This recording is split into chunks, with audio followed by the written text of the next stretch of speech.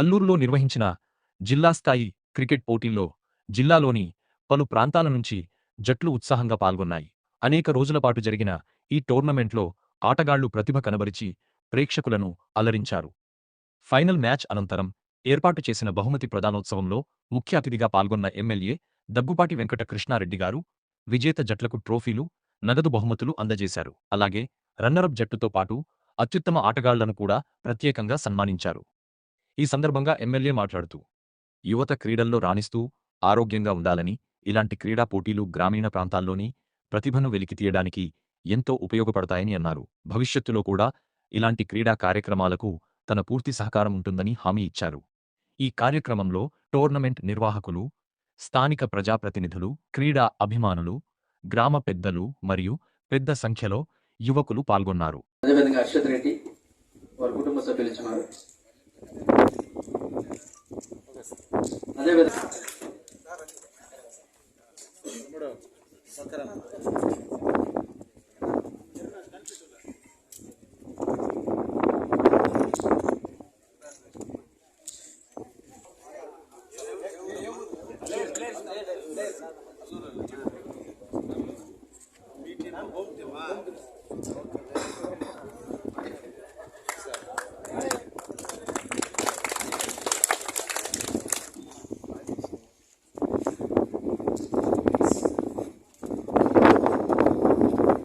చప్పట్లు కూడా కోరుచున్నాము.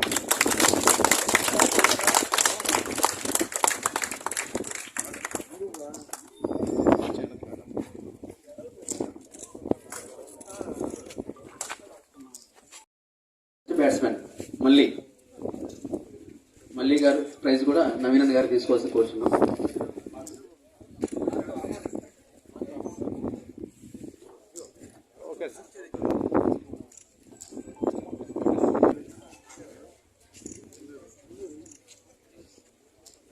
మనందరికీ ఆనందించాలి, యూత్ని ఎంకరేజ్ చేయాలి,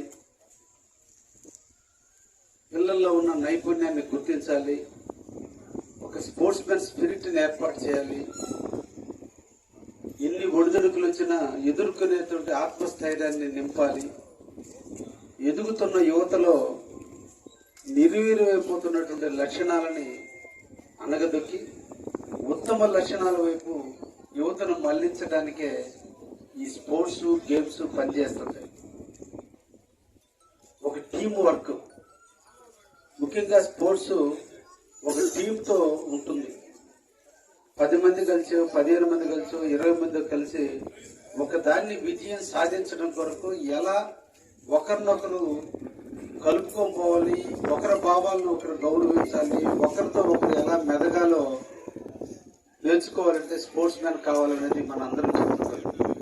అందుకని ఊరున్న కుంగిపోతుంటే స్పోర్టివ్గా ఉండవా, పెద్దానికి ఎందుకు టెన్షన్ పెడతావు అంటుంటావు. అది యువతలో అవసరం. ఇప్పుడున్నటువంటి యువతలో అది కొంచెం లోపిస్తుంది. జీవితంలో సాధించడం ముందుకు పోతే సాధిస్తూనే ఉన్నారు, చిన్న అపశృతి ఏర్పడితే కుంగిపోతున్నారు. ఆనందాన్ని, బాధని సమపాల్లో చూడగలగాలి. అది ఒక్క స్పోర్ట్స్ మ్యానే చేయగలడు. అందుకే మానసిక పరిపక్వత, శారీరక దృఢత్వం అన్నీ కూడా ఒక స్పోర్ట్స్ మ్యాన్గా ఉంటాయి. అందుకని స్పోర్ట్స్ మ్యాన్లుగా ఉన్నటువంటి వ్యక్తులు ఒక్కసారి రాణించడం జరిగితే జీవితంలో ఓటములు చాలా తక్కువ ఉంటాయి. అంటే ఎంతటి ఇబ్బందులను ఎదుర్కొని మానసిక స్థైర్యంతో ఈ రోజు ఓటమి రేపు నా విజయానికి నాంది పలుకుతుంది. జీవితంలో రాత్రి పగలు ఎలాగ ఉంటుందో, అమావాస్య పౌర్ణమి ఎలాగ ఉంటుందో, రేపు అనేది విజయం కూడా నాకు వరిస్తుందని ఒక ఆశతో, ఒక కాన్ఫిడెన్స్తో స్పోర్ట్స్ మ్యాన్ ఉంటాడు. అందుకనే మన పూర్వీకులు బడిలో పాఠాలు నేర్పే రోజుల్లోనే బయట ఆటలు కూడా నేర్పారు. మనిషి జీవితానికి పాఠ్య పుస్తకాలలో ఉన్న జ్ఞానాన్ని సముపార్జిస్తే బయట కూర్చొని ఆడినటువంటి ఆటల వల్ల పిల్లల్లో మానసిక స్థితిగతులు పెరుగుతాయి, మానసిక దృఢత్వం ఏర్పడుతుంది.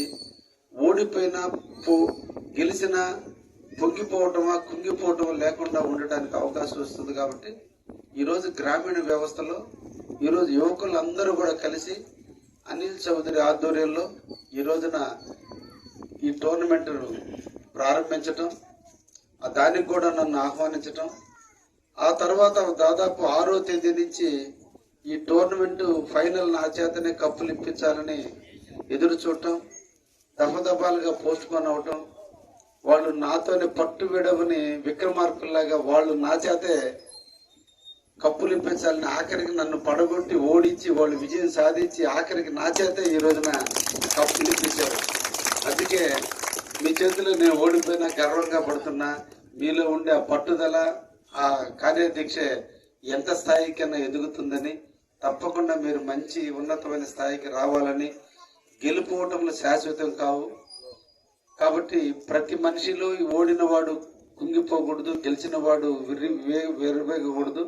ఇద్దరు సమపాలనలో ఉండి జీవితంలో ఉండాలి.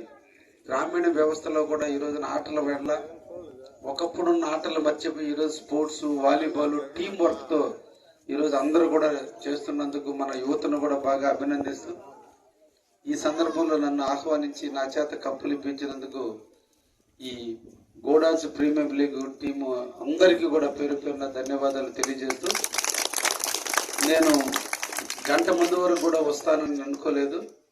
వాస్తవంగా ఈరోజు సర్ కార్యక్రమం రాష్ట్ర వ్యాప్తంగా జరుగుతున్నటువంటి ఎన్నికల ప్రక్రియకు సంబంధించి ఈ యొక్క ఓటర్ల యొక్క నమోదు కార్యక్రమం జరుగుతున్నటువంటి పరిస్థితుల్లో ఈ నెల 15వ తేదీకి పూర్తవుతుంది. ఈ సందర్భంగా ఇక్కడ చాలా మంది నాయకులు కూడా వచ్చారు కాబట్టి ఈ సందర్భంగా మిమ్మల్ని కూడా నేను కోరుకుంటున్నా. ఇది సర్ కార్యక్రమం అనేది ఓటర్ల యొక్క నమోదు కార్యక్రమం కాదు, ఓటర్ల యొక్క డిలీట్ కార్యక్రమం కాదు, ఓటర్ల యొక్క చేంజ్ కార్యక్రమం కాదు. ఇది ఒకటే ఒక ఉదాహరణ మీకు చెప్పాలి.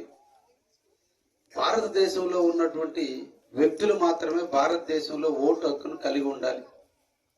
భారతదేశానికి సంబంధం లేని వ్యక్తులు భారతదేశంలో ఓటు వేయకూడదు. ఉదాహరణకి శ్రీలంకకి మన తమిళ వ్యక్తులు శ్రీలంకకి వెళ్ళటం, అక్కడ జాఫ్నా ప్రాంతంలో స్థిర నివాసాలు ఏర్పరచుకుని అక్కడ జాలర్లుగాను వివిధ వ్యాపారస్తులుగా ఎదగటం, కొద్ది కాలానికి శ్రీలంక కూడా మాకు సగభాగం కావాలని మన తమిళులు శ్రీలంక మీద యుద్ధం చేసే పరిస్థితి రావటం, ఆ దేశానికి వలసపోయినటువంటి వ్యక్తులు ఆ దేశంలో హక్కు అడగటం, దానికి ఇవ్వనందుకు ఎల్టీటీఈ అనేటువంటి ఒక సంస్థ ఏర్పడటం, వాళ్ళ దేశానికి వెళ్ళిన మన తమిళులు ఆ దేశంలో ప్రభుత్వంతో యుద్ధం చేయటం, ఆ సందర్భంలో మన రాష్ట్రాన్ని, మన పక్కన ఉన్న రాష్ట్రానికి సంబంధించిన తమిళులందరూ కూడా మా వాళ్ళు అక్కడ నష్టపోతున్నారు అన్నప్పుడు అప్పటి ప్రధానమైనటువంటి రాజీవ్ గాంధీ గారు శాంతి దూతగా ఇక్కడి నుంచి సైనికులు పంపించడం, తర్వాత జరిగిన చర్చల్లో మళ్ళా సైనికులను ఉపసంహరించుకొని ఇప్పుడు జరుగుతున్న యుద్ధం ఎట్లుందో ట్రంప్ ఇజ్రాయెల్కి ఎలా పంపాడో ఆ రోజు మనం పంపాడు రాజీవ్ గాంధీ ఆధ్వర్యంలో. అలాగే ఆ రోజు చర్చలు జరిగినప్పుడు మన రాజీవ్ గాంధీ ఆ పంపించినటువంటి సైనికులందరినీ వెనక్కి తీసుకొచ్చినటువంటి పరిస్థితుల్లో ఎల్టీటీకి కోపం వచ్చి మీరే సహకరించి ఈ రోజు మీరే ధైర్యాన్ని ఇచ్చి మళ్ళా మీరు మాకు వ్యతిరేకమైన ప్రభుత్వంతో చర్చలు జరిపి ఈ రోజు మీరు ఉపసంహరించుకున్నారు కాబట్టి నిన్నే లేపుతానని ఈరోజు మానవ బాంబు రూపంలో రాజీవ్ గాంధీనే చంపింది.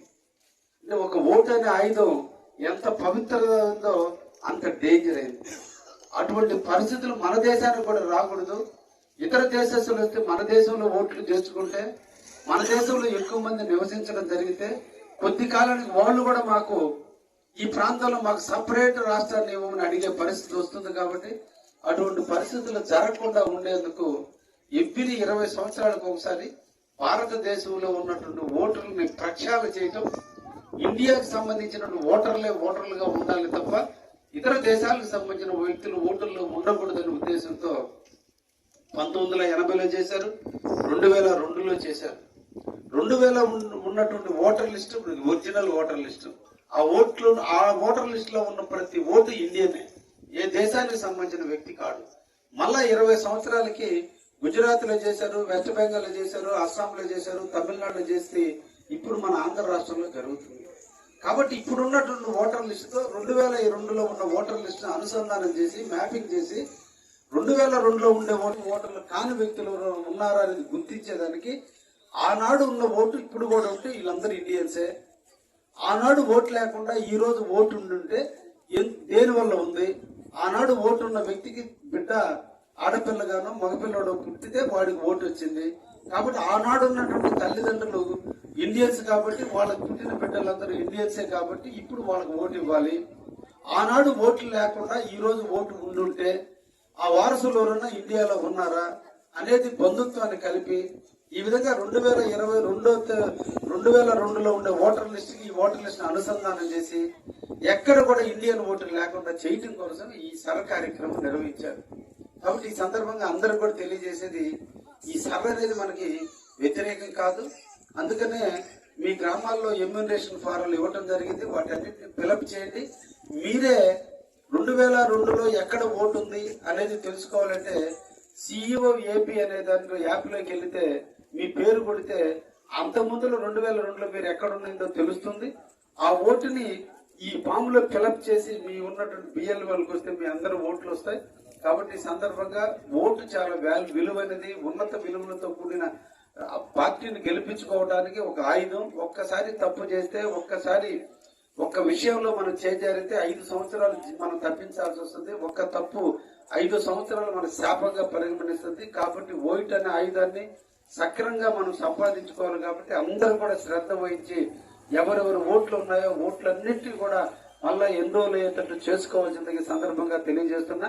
అదే విధంగా కొత్త ఓట్లు చేర్చుకోవడం అనేది జూలై 22 తర్వాత చేర్చుకుందరు. పాత ఓట్లు ఎవరైనా ఉంటే తీసేయాలన్నా కూడా 22 తర్వాత చూద్దరు. ఇప్పుడు ఓన్లీ సర్పకారం కొత్త లిస్టుకి పాత లిస్టుకి మధ్యలో ఎలా పుట్టుకొచ్చిందో ఆ ఓటు గురించి తెలియజేస్తూ మీరు అందరూ కూడా బిఎల్ఓలకు సహకరించి ఓట్లు సంపాదించుకోండి అని చెప్పి మొత్తాన్ని కూడా ఇక్కడ అందరూ ఇంచుమించు నాయకులే ఉన్నారు. కాబట్టి ఈ విషయాన్ని కూడా మీతో పాల్పంచుకునే అవకాశం కల్పించిన మా అనిల్ చౌదరికి మిత్రుడికి ధన్యవాదాలు తెలియజేస్తూ థ్యాంక్ యూ తమ్ముడు. మంచి సాయంకాల సమయంలో మంచి చిరుజల్లుల ఆహ్వానంలో అల్లూరు అంటే అల్లుడుగా నన్ను ఆహ్వానించి ఈ టైంలో నా చేత కప్పులు ఇప్పించి మీతో పాల్పంచుకునే అవకాశం కల్పించినందుకు అందరికీ కూడా ధన్యవాదాలు తెలియజేస్తూ థ్యాంక్ యూ వెరీ మచ్.